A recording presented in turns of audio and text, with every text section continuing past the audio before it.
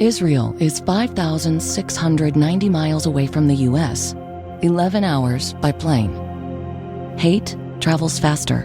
In a comment, in a post, in a second. Jewish hate is up 388% in the US. Black hate, Muslim hate, and Asian hate are up too. When one hate rises, they all do. Let's stand up to all hate together. Share and wear the blue square from standuptojewishhate.org. What's up, y'all? This is Neena Perez, and this is Straight Talk, No Sugar Added. And I know that you are here to listen to the best humans on the planet to grow, challenge, and transform your thinking. Let's do this. I found somebody, but he's a nobody. So I'm just going to go ahead and introduce you to him. His name is Sam. And I loved his bio because it made me laugh. It's like he hasn't done anything amazing. He is not extraordinary. He's not impressive. He doesn't have a Wikipedia entry. Neither do I. So I guess I'm a nobody. But what I like about it is that he also writes on a blog, which says, don'treadthisblog.com. And he hosts, he's a CEO and founder of Don't Do This LLC. Like, you are hilarious. I already like it. I already like everything about you, Sam. And then he has a book that he also just came out with called Value Economics, The Study of Identity. So when did you actually publish, Sam? Was that recent? Yeah, well, first of all, thank you for having me, Neena. I really appreciate the opportunity. And I published it on June 28th of this year. So unbelievably, about almost 4 or 5 months ago now, which is really crazy. But it's been a pretty cool ride, and I've gotten a lot of positive reception from it. So it's been awesome. Yes. I mean, I bet you that kind of reaction that I get is probably what you get a lot of, right? Because we are living in a world right now, Sam, where everybody's amazing. Everybody's amazing. So when you say you are not amazing, you are not nobody, I love that. That's completely the antithesis of what we are living in right now. At least I think, Yeah. Isn't that funny? Yeah. Isn't that funny how that works? Yeah. But Sam, so this is how I like to get started. Before we get started, we're going to ask, who is Sam? And then we're going to just take it from there. So who is Sam? Well, I mean, other than being a nobody, I am 24, about to be 25 years old. I'm from Cleveland, Ohio originally. I went to school in Columbus, Ohio. I lived in Boston for a year, and then I moved out to Austin, Texas in May of 2021. So I am coming to you live from Austin right now. I've been here about 18 months, and I had a pretty, I would say, normal life for a normal person growing up in that part of Ohio. Well, a lot of people, I think, grow up less fortunate than I do, but, working to soon to be upper middle class family. 2 parents, 2 siblings, a dog most of the time, and kind of grew up in a very, nucleic family structure. My grandparents lived right by me. I had aunts and uncles surrounding me all the time, really close family friends who were basically family around me all the time. So I had a really great support system growing up. And I kind of just, I have gotten a general sense of what the theme of a lot of what I write about and talk about on my podcast and my platforms are. And I think I just like to talk about ideas. And I've always liked to talk about ideas. Like, I remember vividly in my childhood, me going to see a movie, for example, or like watching a TV, like on running a video or something like that. And my mom would ask me what the movie was about. And she always had to cap me at like 10 sentences because I would always like go into 100 sentences about everything. So I like to really talk and dissect and go into depth with things. So I just kind of channel all that stuff into basically who I am. And that kind of was what formed me and raised me in my ideas. And that's kind of where I come from on most of the stuff that I produce, I think. Oh, that's great. So yeah, so I mean, that's awesome that you also know that about you, right? That you love to like form ideas, you like to talk about them, all that great stuff. So it sounds to me like you came from a really solid background too, which is really great, right? It supports you with where you want to go. So talk to me about the genius behind this, being a nobody, putting that out there as something that you're leaning on, right? Because just your businesses alone, right? Don't read this blog. Of course, you're going to want to read it, right? That's why it's so smart, right? Yeah. Don't do this. Of course, we're going to want to do that. That's that rebellion within us, right? So tell me about that. How did that whole concept come about? Yeah, well, it's funny because it came from a quote in a movie. I don't know if you've seen the movie Inception before by Christopher Nolan. So it came from the scene. I don't know if you remember the scene where Joseph Gordon-Levitt's character asks the primary character, the benefactor that funds their mission, what do you think about when I say don't think about elephants? And he said, you think about elephants. Right. And so I thought that was really, really genius reverse psychology that he played on it. So I basically said, okay, that combined with, to your point, Neena, about our culture really being defined a lot, especially with people my age, a lot by narcissism, a lot of, kind of a self-centeredness about the way people go about personal branding and doing everything else. And so I said, okay, that part of the market's getting flooded. I have a very, I think, capitalistic and opportunistic mindset when it comes to that thing. I'm going to go naturally where the market is going away from. So when the market swings back, I'll ride the upswing up to there. And hopefully we're going away from that and a lot in our culture. And I think a little bit of that is showing now, but I figured I'd just kind of go in the opposite direction. And again, I think, I like to think that I amuse myself and hopefully some other people. So when people say it's funny, and it's funny that you mentioned that the first time, both off the air and on the air, that's been the one thing that I think has been brought up almost every single time in every single one of these interviews that I've done, is that people really enjoy the bio. So, I mean, I've had many different conversations about the book, about my content, about what people think about it. But usually that's the one sticking point with all people, is that people think it's really, really funny, which is good. It is good. And you're right. I think because you're fairly young. So in your generation right now, are you finding like you're having very, thought-provoking conversations around that, around, being a nobody and the narcissistic behaviors that you're seeing around the new generation? Or, how do those conversations go? Well, no, I actually don't believe that. I don't think I'm having very thought-provoking conversations about that. And that's part of the reason why I wrote the book, is because that, I think that a lot of people, and I've been thinking about this a lot recently too, is that, someone's going to have to inherit the earth eventually. And what I see around me is a lot of people who are not being equipped to do that in a lot of ways. A lot of people who aren't taking the serious stuff seriously, and a lot of people who are taking the frivolous stuff seriously, which is a very, very big issue when you look down the line from it. And so we're not having conversations about stuff that I think actually matters, and actually, like things that I hopefully talk about in my book, if you agree with what I say in the book.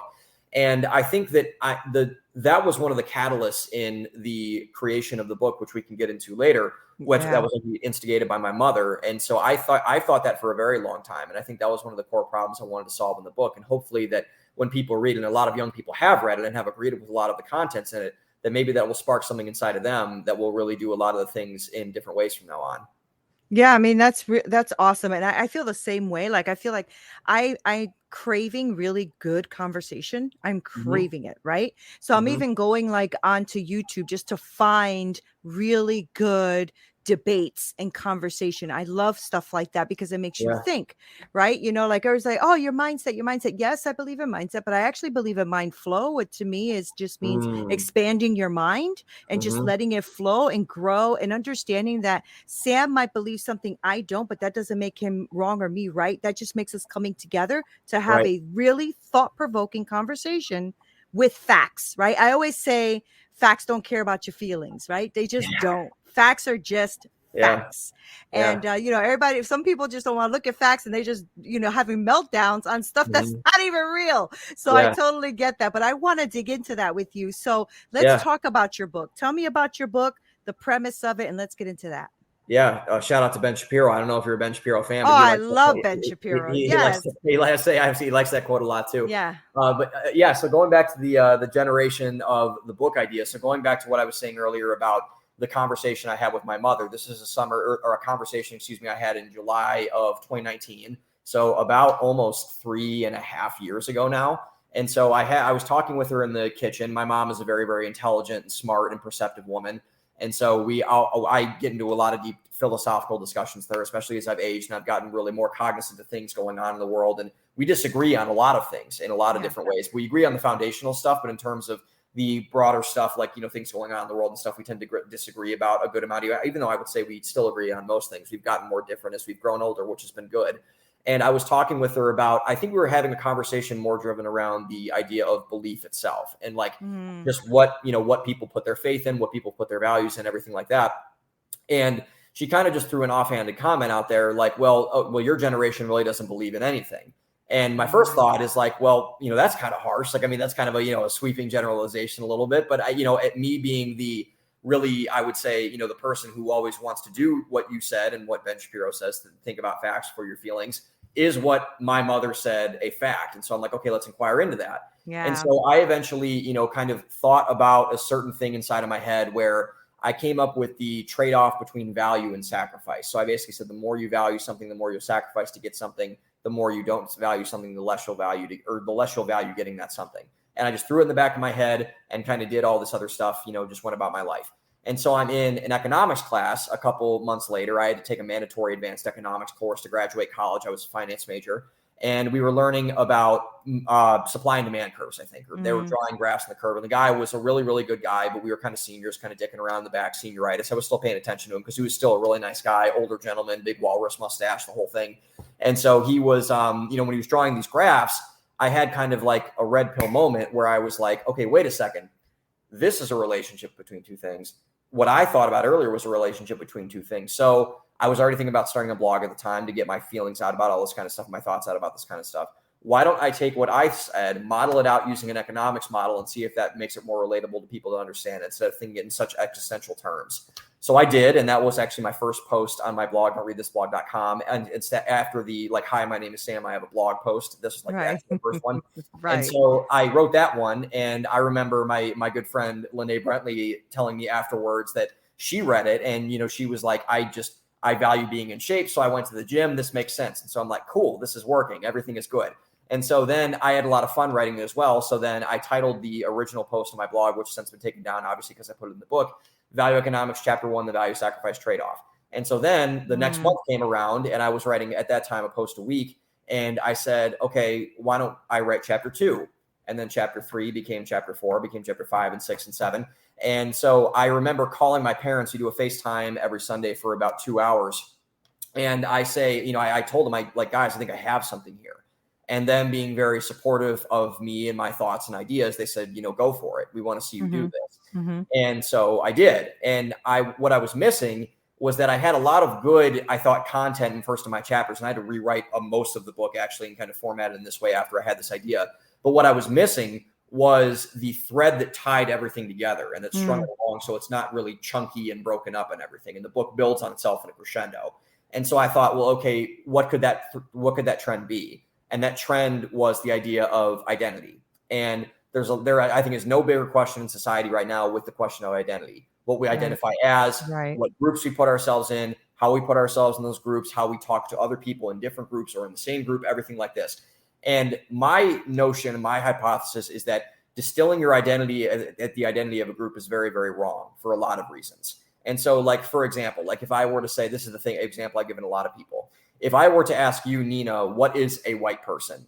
You would probably give me two different answers in most general senses. You could give me probably a very scientific answer where it's like this amount of melanin in their skin, this amount of whatever. I'm not a science, I'm not a scientist by any stretch of the imagination. Or you could give me a general stereotype about what your opinion of white people is, for example. And I'm not saying you have one or you don't have one, but you could give an opinion on that based on what your experience has been like.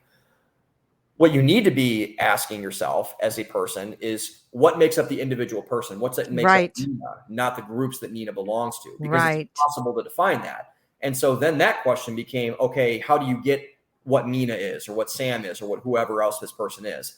And I was growing up in a family where values were central to everything that we talked about. My father was very prevalent on this. My mother too. My dad and my grandfather really, really were about this. And so I thought that the way you define your individual identity as a person is through your values.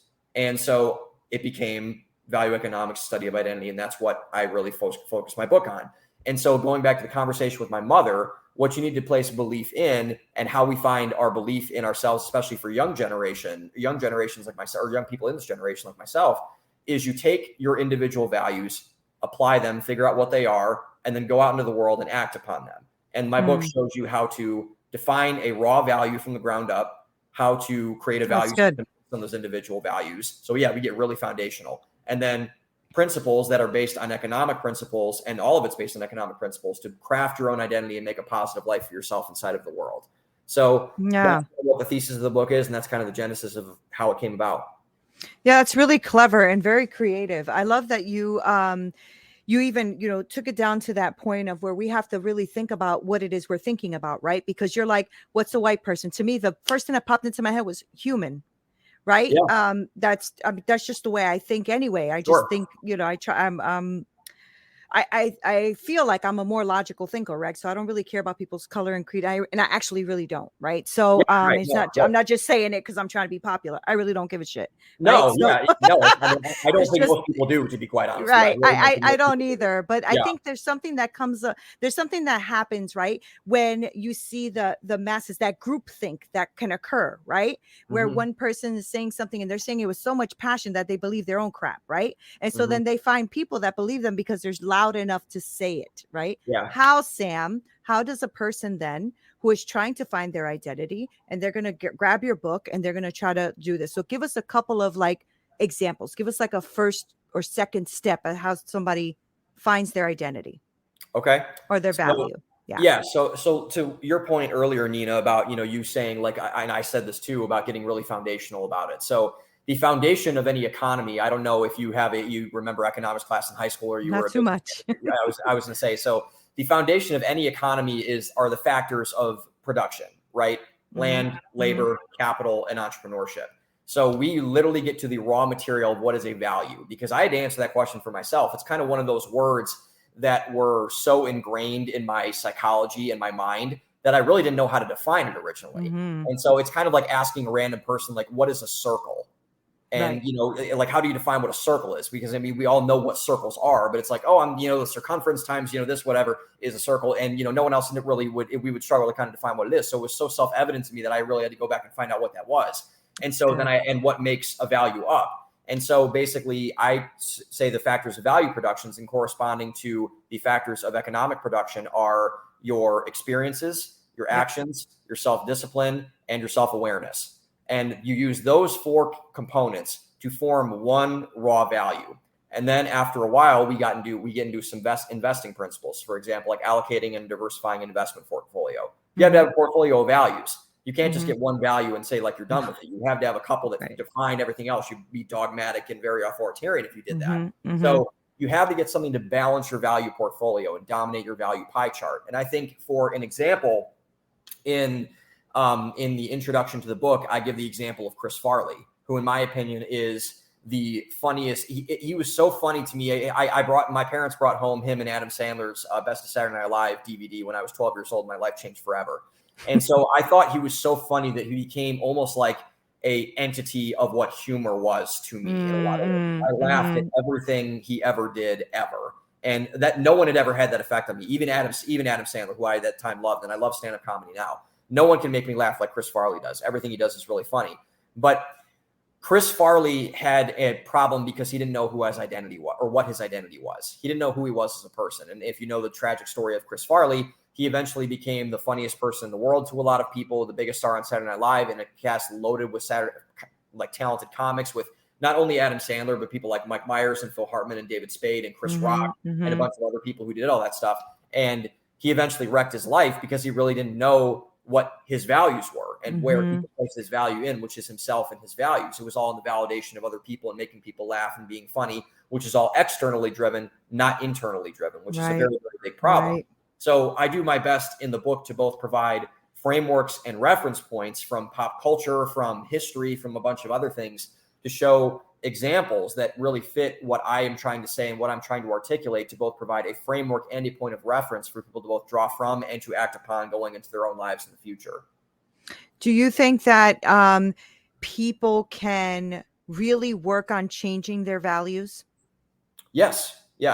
I believe that too. And going back to the diversification, the investment portfolio example. So let's say you have 10 stocks and one of them starts to tank. You have no obligation to keep that stock in your portfolio. You sell that thing and you put one that's going on the rise. That's right. So as you grow and as you go, like, so for me, for example, like I guess not recently, it's been 6-ish years or 7 years at this point. I was brought up and incubated really in my parents' household.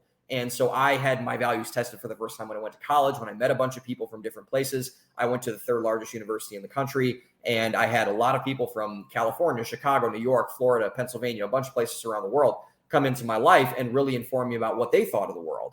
And so I realized after a while, and I didn't change much. I still have the foundational principles of what my parents taught me, the values that my parents taught me, but I was able to see that, a lot of the things that I had been thinking, or some of the things that I've been thinking, like, okay, maybe this idea is better. Maybe this value system is better to adopt in this particular scenario. So whatever benefits your life in a positive way that's also positive to other people and furthers your identity as a person and being solidified in whatever you think your identity is, corresponding to your values and not to anything outside of your values, I would say that's perfectly fine to change. You have to test your values and you really have to test your ideas. And I think that's kind of what's so important about what you're doing with your podcast, is that you have people who may agree with you on stuff, may not agree with you on stuff, but you still have them on and you still give people a platform to put their ideas out there freely, so that people can either, that's why people listen to podcasts, I think, in a lot of ways, to hear different people on a bunch of different stuff. And, you know, when you do that, I think it opens the possibility to change. So I don't think there's possibility without dialogue like this. And so I think that's what I think that the book was about doing, is that challenging that perception of what people think their values might be versus what they could be if they choose to adopt this mindset that might serve them better. Yeah, I think that if we had these conversations even more, especially in universities and things like that, we can get a lot further ahead, right? Because if you can just be candid and have these really great open conversations about values and how both of our values can be really different and we can still respect each other's values. That's another thing too, right? Respect has a lot to do with this as well, right? So there's a lot of different levels, and I can see a lot of texture in your book and what you're going to bring out. What you're bringing out is going to be very important. I don't think just for your generation either. I think it's going to be very important for the older generation too. I'm 50.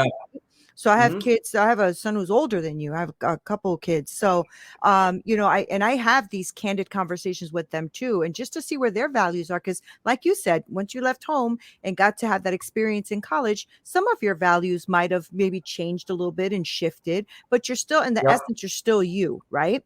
So tell me something, Sam, like having these conversations, have you narrowed down or thought of what people are willing to sacrifice for? What value are people really willing to sacrifice for?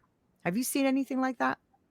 Well, I think that's a really good question. And I think that it's good to define the inverse in doing all that kind of stuff, when I found, because I think in that culture of groupthink, like you said, college campuses, college universities, I think are a really good example of this, unfortunately, because I think that they don't really encourage that free of a thought. And me coming in with a lot of heterodox opinions was actually very good for me and good for my mind in a lot of ways, because it always put me on defense, and I always had to defend my ideas. And so I remember always doing that inside of college and being really sharpened by all of the critiques that I had about my ideas and my value systems, even though people were mostly very respectful, even if they disagreed with me. So what I say in the end of the first chapter, chapter 1, which is the factors of value production, is that no matter, when you do adopt a firm set of values, the one thing you are certainly going to do is you're going to polarize people. You're going to polarize people while doing everything. When you adopt a set of values, a man who values everything values nothing. A woman who values everything values nothing. So when you value something, you are going to value basically everybody. You're going to alienate a lot of people who think the opposite of you. And then a lot of people in my generation especially have this value of tolerance they think is a value.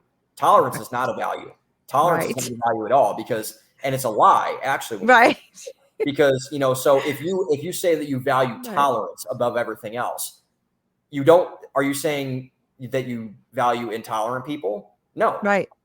So you're not tolerant. That's right. So it's like, you know, the people who say that, like, you know, that's like saying, you know, like a person who's tolerant, they say like they value a Ku Klux Klan member, and like that's clearly not the case. And I think, at least when they say all that kind of stuff, they shouldn't value those people. So what I say, that people are really, really afraid of polarizing people with a lot of different things. Like, I think especially this can different ways for men, for women, for white people, for black people, for a bunch of people, for gay people, straight people, whatever you want to call it. They're afraid to polarize people.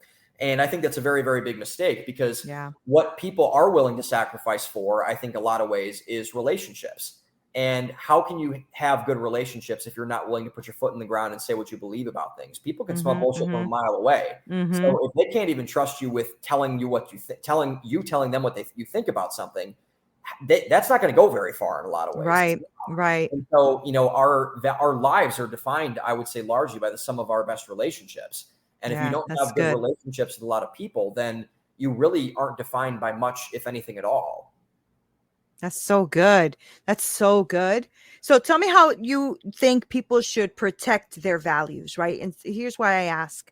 Because Sam, sometimes when we do polarize other people, right, and we start to kind of like alienate, we start to get the group of people, our tribe, the people that we do want to be around, right? The people that we can have the same values with. How do then we protect our values or push ourselves to be able to expand our values? Well, to protect your values, I would say stand up for them. If someone tells you that you were wrong or that Yep. that you should apologize for what you believe in, don't apologize if you didn't do anything wrong. Yes. Don't Yes. like that's very, very destructive if you do that, in my opinion. Yeah. Don't apologize if you didn't do anything wrong. And I think we have a Yep. big problem with that now. Yeah. And if you feel like what you're saying is true, and what you're saying is, I dedicate my book to those who tell the truth. And telling the truth is a very brave thing to do, especially in Yes, it today's is. culture and today's climate.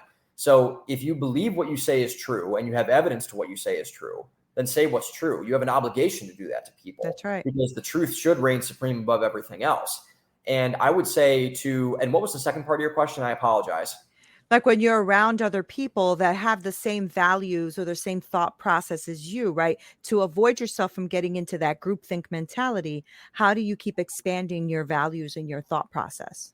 I would say that you need to be able to look at yourself. And that's why self-awareness is the last factor of value production, because you always need to be examinizing, that's not a word, examining your value structures and everything that goes along with them. Because if you don't, you can slide down that slippery slope of being a really, really crazy person if you don't really examine yourself after a while. And this is not a cultural thing, a political thing. This is a human thing. All humans are victims of this. Right. And so if you do not check yourself before you wreck yourself, shout out Ice Cube, then you will be certain to go down a path that you do not want to go down. And you will realize that after a while, when you really start to do things that are destructive and harmful, and you'll look at yourself and go, how did I get this far? And you only have yourself to blame for that.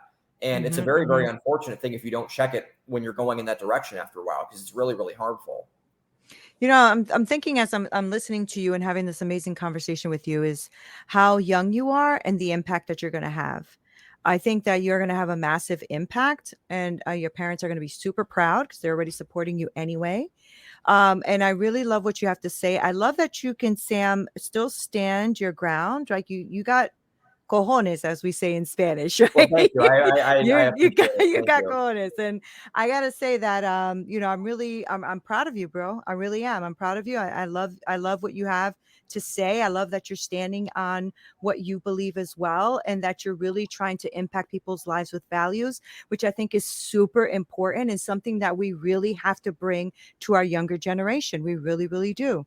So I think your work you're doing is great, and I cannot wait to say I had you on my podcast because I know you're about to blow up. So I'm excited to have you, but I really am, Sam. I'm really proud of you, and I'm glad about the work that you're doing. I am going to pick up your book, and I'm stoked about all the work that you're doing. So I'll be following that podcast and all that great stuff. And I know that I have a lot of people listening. So give us the download. How do they then go and listen to your podcast, go look at your blog, get your book? Give me all that great stuff. Thank you, Neena. I really appreciate the time, and I want to say that I am living in Austin. There's a lot of Latino people down here, so I'm slowly but surely picking up on my Spanish. So that is one word I do know. So now I will. So now I will kind of, you know, I'll do my shameless plug. So the book Value Economics: Study of Identity, 2-time #1 bestseller on Amazon, is out now on all online book retailers. So Amazon, Barnes and Noble, all those type of places. My podcast, Don't Listen to This Podcast, is available wherever you listen to podcasts, most notably Spotify and Apple Podcasts. Don'tReadThisBlog.com is my blog. I am at RealSamLax, RealSamLax on Instagram and TikTok. I'm going to be coming out with video content next year. And I also am Sam Lacrosse on LinkedIn. Yeah, TikTok's gonna blow up for you, bro. I hope so. I hope so. I've been avoiding jumping into that pool for a while, but I'm not going to avoid it for much longer. So I don't think you can either. I don't think you can. Sam, you are a blessing. So thank you for being on Straight Talk. This was a really good conversation, and I know we could have gotten really, really deep, but I'm gonna let you go. I'm not gonna keep you that long, but I really appreciate your time. Thank you for being here. I'm welcome anytime, or I'm available anytime, Neena. Thank you very much. I appreciate you. Good. I may have you back when you come up with your movie and you're blowing up and everything. I want you back. Next book's coming sooner than a lot of people think, so I'd love to have it cool. back again. Yeah, keep me in mind. I'd love to have you back. I will. Thank you, Neena. Awesome. Appreciate it. Awesome. Guys, you heard him, right? Isn't he awesome? I told you I find the best humans on the planet. Make sure that you go ahead and follow Sam. I'm going to link all of his information below so that you can go ahead and pick up his book, listen to his podcast. I am going over there right after this interview to make sure that I'm subscribed so I can listen to this podcast. Hey guys, thank you so much for listening. You are the best. Okay. I have the best podcasting community ever. I really do. And I appreciate you guys being on here. Make sure you go on to winject.com/register, winject.com/register, and register for my free community, because I want to be really connected with you, and I want us to brainstorm and be with each other and connect in a deeper way. If you are looking for coaching, please make sure that you also email me at hello@straighttalknosugaradded.com. I work with women and I help them develop that business that they are envisioning in their hearts so that they can win. Thank you guys so much for being here. Love you, love you, love you. This is Neena Perez, Straight Talk, No Sugar Added. Until next time.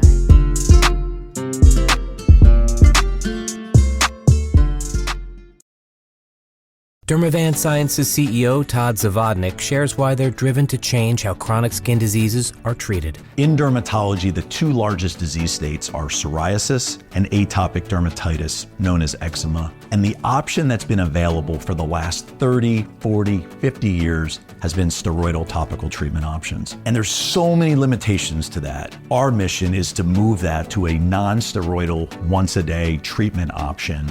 Visit dermavant.com to learn more.